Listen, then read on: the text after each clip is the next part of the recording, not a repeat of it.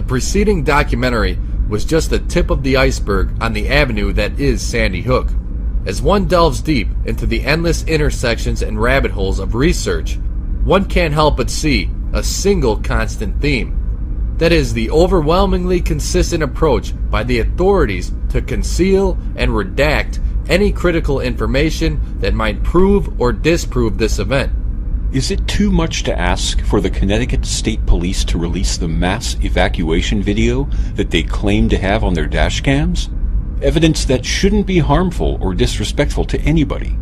As we have seen, the police dash cam timeline does not match what is alleged to have occurred. With this knowledge, we can only conclude that the Connecticut State Police have lied. Or what about information regarding Adam Lanza? As the alleged killer, any release of Lanza's information should not be disrespectful or traumatizing. So where is Lanza's driver's license in the crime scene photos? Why was he allegedly carrying his brother's ID? And why don't we see a copy of that in the photos? If the Ryan Lanza ID story was fabricated, then why was he brought into custody miles away from the crime scene in New Jersey? There are endless questions that need to be answered. We're not going so far as to ask for potentially gruesome pictures of deceased bodies or pools of blood consistent with a mass shooting, but because the Connecticut State Police has redacted much less traumatizing information, one can't help but ask, do these photos even exist? Bulldozing the school to the ground instead of making renovations, and a $50 million destruction and rebuilding project in which Consigli Construction was required to sign a gag order, only adds even more fuel to the fire. Was the demolition done to conceal the truth of what happened that day? Whatever the case is, merely gathering, collecting, and knowing all of the anomalies, inconsistencies, and lies within the Sandy Hook narrative does us no good until some sort of action takes place. A type of action that may convict possible conspirators. This is where you step in. Independent Media Solidarity is the name we chose to represent our loose-knit group because of our shared interests. One of those interests is the purported shooting that took place in Sandy Hook, Connecticut. As individuals, we have proposed unique solutions and strategies to resolve this problem. And by resolving the problem, we mean to achieve full disclosure of what took place on that day and of related matters. Full disclosure is the goal. We're confident that what is disclosed will be shocking and of the utmost concern to most Americans. From the antisocial teenager rebelling against their parents to the middle-aged, 5-time juror and veteran of the Gulf War who has a strong sense of patriotism, the stark reality of what their government is capable of will likely cause an unprecedented interest in preventing these things from happening again. And through that shared interest, a national conversation and debate over the issues, we believe a solution will be found. However, there is no one-size-fits-all strategy of achieving that disclosure that would satisfy us all. Thankfully, we all share the common goal of disclosure to build upon. The consensus amongst the group is that the Sandy Hook event is largely or entirely fraudulent. To what degree is not certain. The extent of the criminality and how far it reaches into other areas is likewise not certain. However, the group is equally or even more concerned about the greater implications, the ripple effect. You may have seen for yourself how this totally repugnant act has already taken its toll on our society. It's nothing less than ongoing terrorism. But it's a scam, and one that not all of our neighbors can see as clearly as we do. Does it really matter whether the purpose was to usher in gun control measures, or to gain more stringent control over us by widening the net of mental health diagnosis, or to demoralize us so we accept even more unaccountability of government?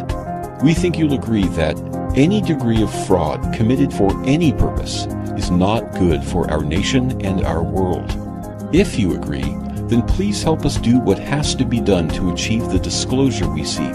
But before I explain exactly how you can help, I want to briefly attempt to answer any remaining objections.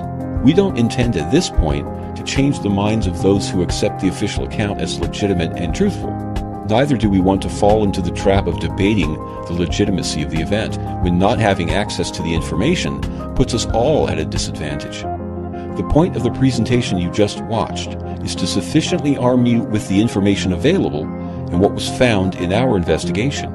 Information that led us to overwhelmingly conclude that the official account is not trustworthy. Some people object to any solution that involves challenging government authority, even though they may strongly suspect that crimes have occurred. They doubt that the people have the right to accuse their public officials. Or they may simply think that no mechanism exists to force officials to turn over anything that hasn't already been turned over. To these people, we first caution them that it's not uncommon for people to harbor misplaced respect for authority that was never earned in the first place. We've all heard the point being made that politicians lie, and there is exponential growth in examples of public officials shirking their responsibilities and committing crimes ranging from embezzlement to treason. The result of countless debates and determinations throughout history is a general consensus that governments should only be granted as much authority as they were deserving of. Not all people, even those very suspicious of the Sandy Hook event, think it warrants an organized response. Some argue that, given all the conflicts and crises taking place here and elsewhere, their time would be better spent in efforts to resolve other problems. Or they doubt that anything that could be achieved would benefit them in any direct way. So it's a value proposition where they don't see much value. To these people, we suggest they consider this. Think of this as a crime of conspiracy and consider the possibility that the conspirators could be convicted, effectively preventing their ability to commit further crimes. It's very hard to gauge, but still very likely, that other crimes, yet to be connected in any way to the Sandy Hook conspirators, have taken place or will take place. Convicting them in this case would likely prevent these future unrelated crimes as well. Lastly, we ask that you not disregard the impact on our society's thinking that could come from exposing this fraud. We don't think it's unreasonable to expect other suspicious events would come under similar scrutiny. How much would you value living in a world where massive institutional fraud had been exposed and would be much more difficult to attempt ever again? Our final point that we hope will answer any objections to joining your neighbors and taking action to resolve this problem is this. Can you sense that something is amiss in your country? Operative 23, the time is now. This is the voice you have learned to fear. And other countries as well. This is the voice you have learned to fear. This is the voice of terror. Again we bring you disaster.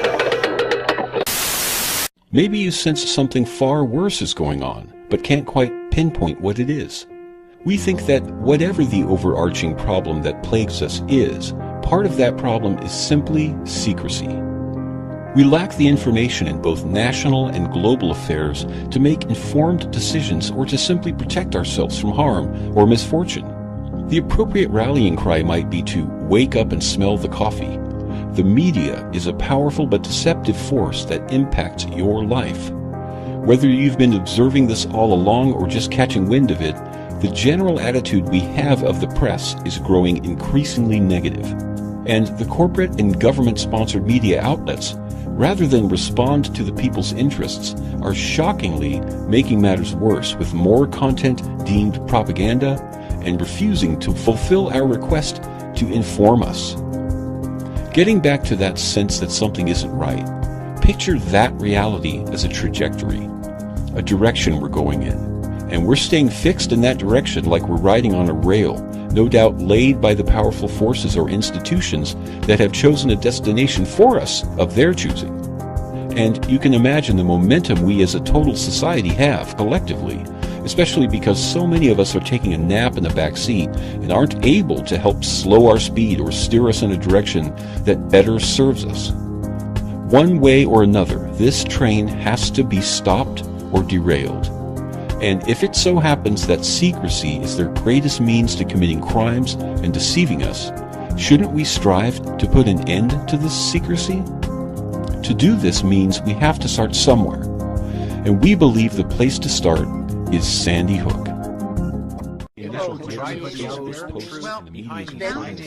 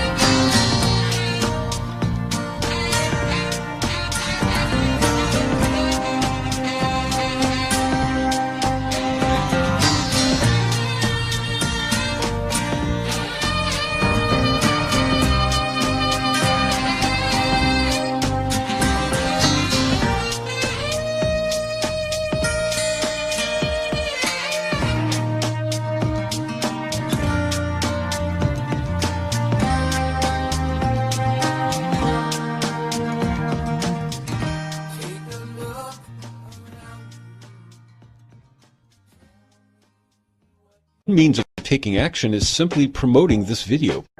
As you can see, there are a ton of built-in social media platforms. Another way to share the video is by good old email. But don't stop at Facebook and Twitter. Remember, you can also quickly share the video through Google+, Blogger, Reddit, Tumblr, Pinterest, etc. The next way in which you can take action is by sharing our video and our website by posting one of our ad bombs to your Facebook page, social media feed, or blog. But before we look at those, we need to introduce you to the website. The website can be found at MediaSolidarity.com. It's the official website for our very unofficial group. While we're at the website, let's look at another way in which you can take action: the forum. The forum is intended to be a place for honest, civil discourse and sharing of information in two main areas: the evidence related to the event and disclosure strategies. It's in the disclosure strategies topic where we hope will emerge new and heretofore unconsidered ideas for achieving disclosure of the evidence that remains secret. Of course, anyone insulting others or spreading disinformation will have their accounts terminated. A word of caution to the community of disinformation operatives. Those who are currently members of Independent Media Solidarity and the circles we move in are seasoned researchers or investigators with a great deal of experience handling the efforts of those who seek to disrupt our community. Employing similar tactics here is at least a waste of time and at most ill-advised.